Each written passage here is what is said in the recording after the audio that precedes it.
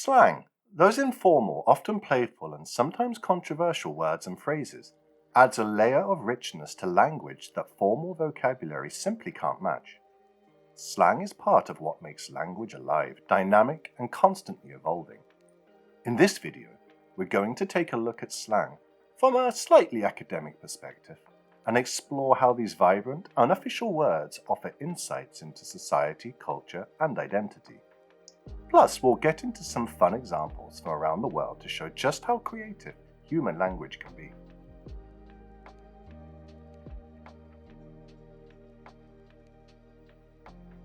At its core, slang is a set of informal words and expressions that arise within specific groups. While it's often associated with youth culture, slang can emerge in any subculture or social group. Think of it like a language within a language, something that belongs to insiders but is less familiar to outsiders. Slang also tends to break linguistic norms, whether through grammar, pronunciation, or meaning.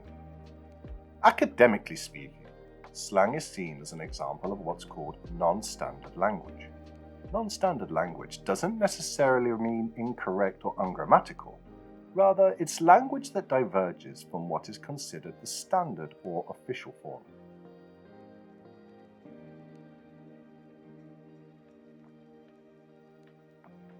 There are a few main reasons people use slang, and they all boil down to identity, social bonding, and communication.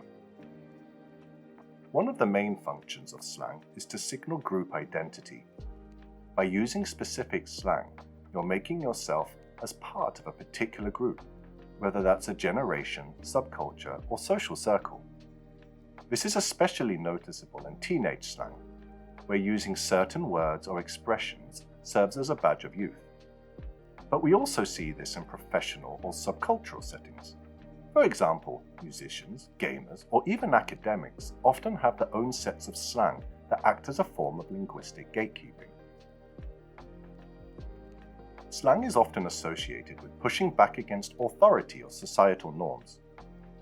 By inverting new words or giving new meanings to existing words, speakers are subverting traditional language and, by extension, traditional power structures.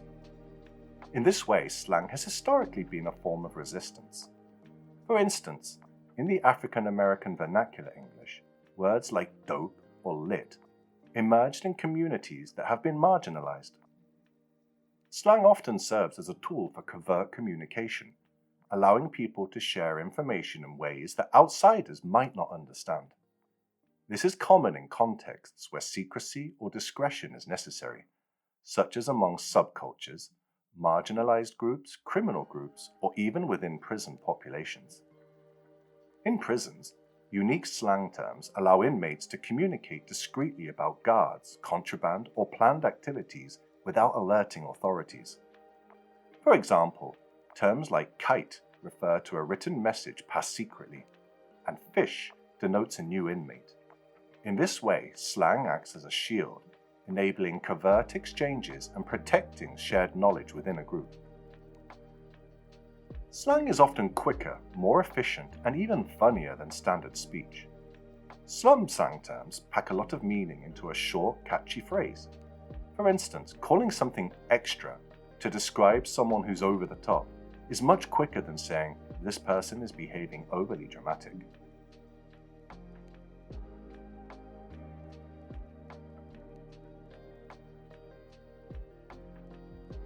Now let's get into some specific examples of slang from around the globe, with a focus on the English language for the sake of this video.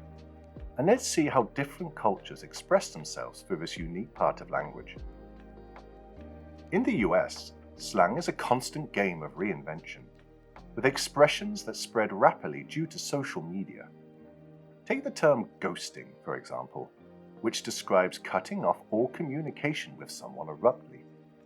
Then there's throwing shade, a playful way of saying someone is being subtly or not so subtly disrespectful. These expressions reflect the modern, social media-driven dating scene and a generation attuned to nuanced social interactions. Another example is low-key, which implies doing something subtly without drawing too much attention. You might hear someone say, I'm low-key excited for this weekend, which implies a level of excitement that's not overly showy. In the UK, slang has a long, rich history, with words that often mystify outsiders. For example, the word bloke is a widely recognised term for a man, and gobsmacked means utterly shocked or amazed. Slang in Britain also has regional variations, with Cockney rhyming slang from London and unique slang words from Liverpool, Manchester, and other cities. London's Cockney rhyming slang is especially interesting because it creates phrases where the meaning is hidden behind rhymes. Apples and pears, for example, means stairs, and trouble and strife refers to wife. This creative slang was originally meant to obscure meaning from authorities and outsiders, making it a perfect example of language as a tool for social cohesion. Australians are known for their colourful and sometimes bewildering slang. Arvo, for example, means afternoon, and is part of a trend of shortening words. Australians might also say fair dinkum to indicate something genuine or honest. If something is fair dinkum, it's the real deal, a way of expressing authenticity. This phrase reflects the laid-back, down-to-earth culture often associated with Australians. There's also bogan, a term that refers to someone who's perceived as unsophisticated or of lower social status. While bogan can be derogatory, it's also used humorously by Australians, showcasing the nation's ironic and self-deprecating humour. Japanese slang is unique because it often involves abbreviations and English loanwords. One interesting example is the term KY, which stands for kuki yomenai. It literally means can't read the air, and is used to describe someone who's socially clueless or doesn't pick up on social cues. This term reflects Japan's high-context communication style, where unspoken understanding is highly valued. Another popular slang term among Japanese youth is gachi, which can mean seriously or really. You might hear young people saying gachide, meaning seriously. This kind of slang is emblematic of a younger generation that blends traditional Japanese language with a more modern, globalized influence. South Africa's slang reflects its multicultural landscape. Laduma is a term you might hear at football games, especially if someone scores a goal. It's derived from Zulu and captures the enthusiasm and spirit of South African sports culture. Then there's kif, which means cool or great, borrowed from the Afrikaans language. South African slang incorporates words from Zulu, Afrikaans, and English, creating a fascinating linguistic blend that mirrors the country's diversity.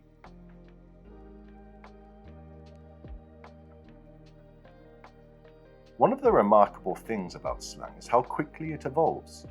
Slang terms often emerge and disappear within a few years. Words that were trendy a decade ago might laughably be outdated today. Think of words like rad or groovy. While they were once the height of cool, now they sound a bit retro. This rapid evolution is fueled by factors like technology, cultural shifts, and globalization.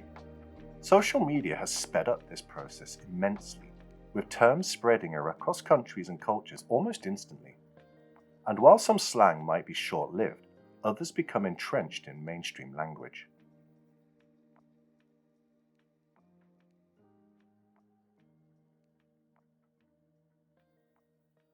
Beyond being playful or humorous, slang serves as a reflection of the world around us. When new technologies, cultural trends, or political movements arrive, they often leave their mark on language. For example, the rise of the internet has given us words like troll, spam, and meme. Similarly, the awareness of social issues has led to terms like woke and cancel. In this sense, slang acts as a mirror of the values, conflicts, and identities of a society at any given moment. It can reveal our anxieties, our joys, our rebellious sides, and even our humor. Slang allows us to engage with language on our own terms and make it our own.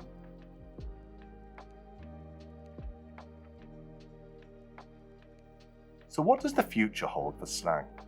Given the influence of social media and globalization, we can expect slang to continue evolving at a breakneck pace.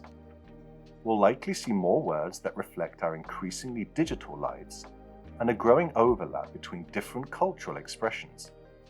As English becomes more globalized, it's likely that we'll see English slang terms being used in other languages, while foreign slang terms will also start entering English. But while slang will keep evolving, its essence will remain the same, a way for people to connect, create, and play with language.